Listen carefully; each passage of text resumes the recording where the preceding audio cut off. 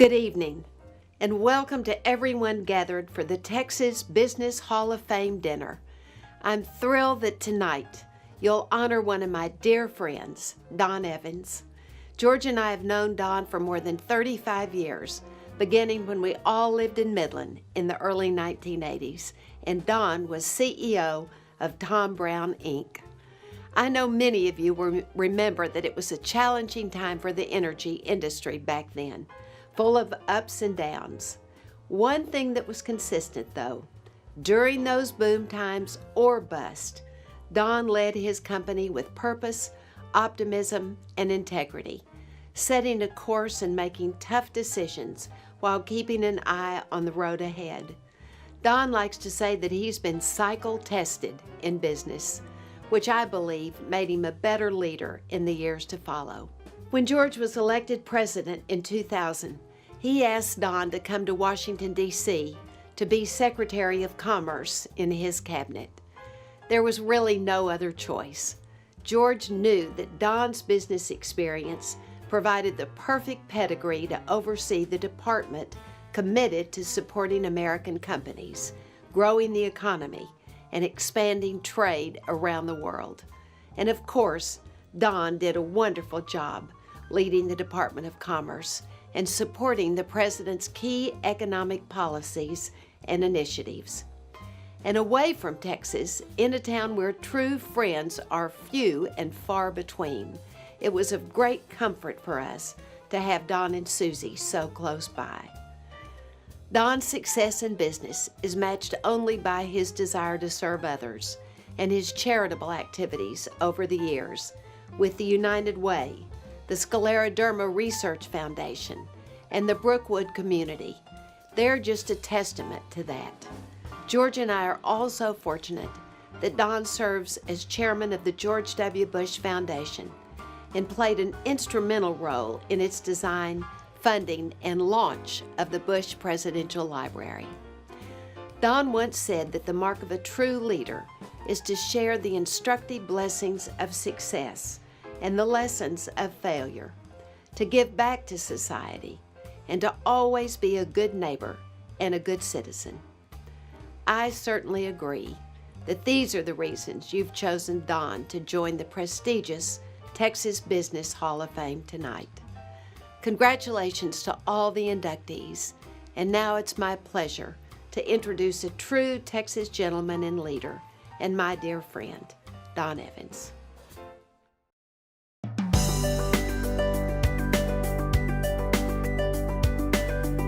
For years, Don Evans was in the limelight, on our TV screens, and alongside many of Washington's elite. Serving as Secretary of Commerce, I've traveled across this nation and meeting people and talking to people and listening to people. But one of the great rewards of the job was just hearing so many of them say that they were praying for me.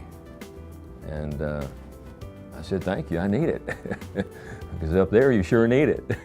Evans was raised in a home full of optimism, faith, and loyalty. I was born and raised in Houston, Texas. I had an amazing household, a wonderful mom and dad.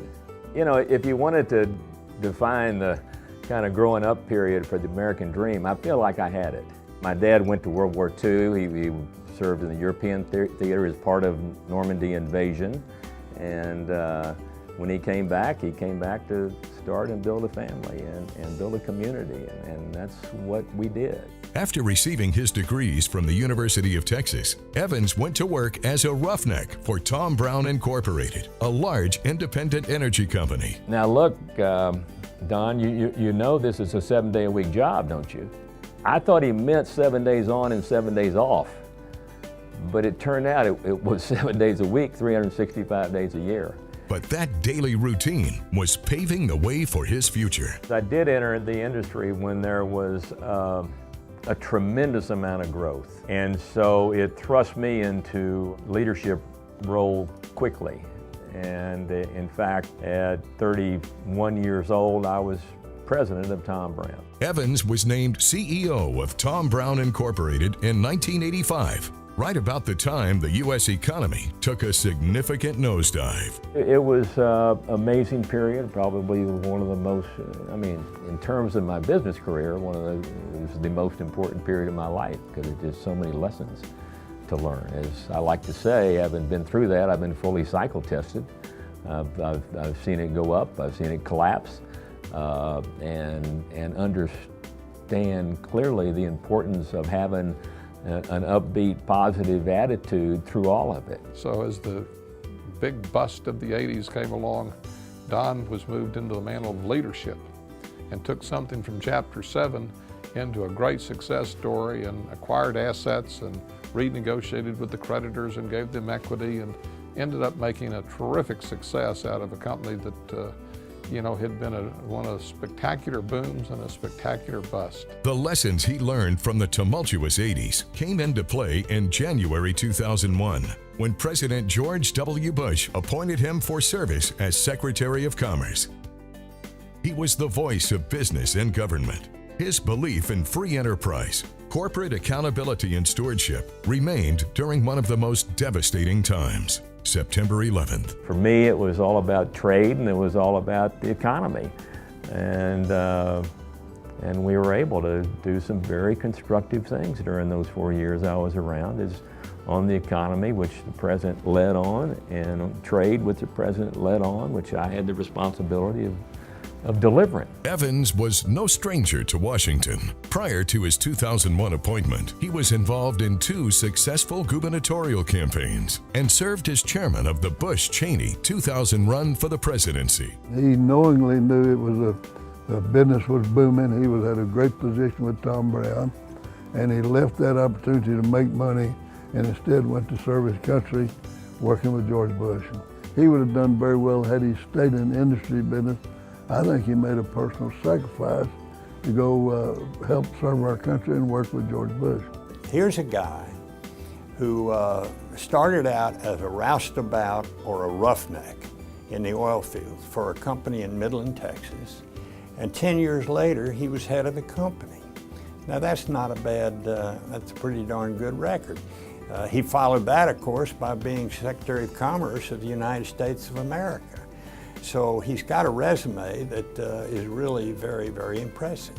Today, he serves as the chairman of the board of Energy Future Holdings, a privately held group of competitive companies that serve the great state of Texas. He is also chairman of the George W. Bush Foundation and a senior partner at Quintana Energy Partners. He was appointed to the Board of Trustees of the University of Texas by Governor Bush in 1995. He was elected chairman and served 2 consecutive terms. Service is part of his demeanor. It's in his heart. It's in his soul.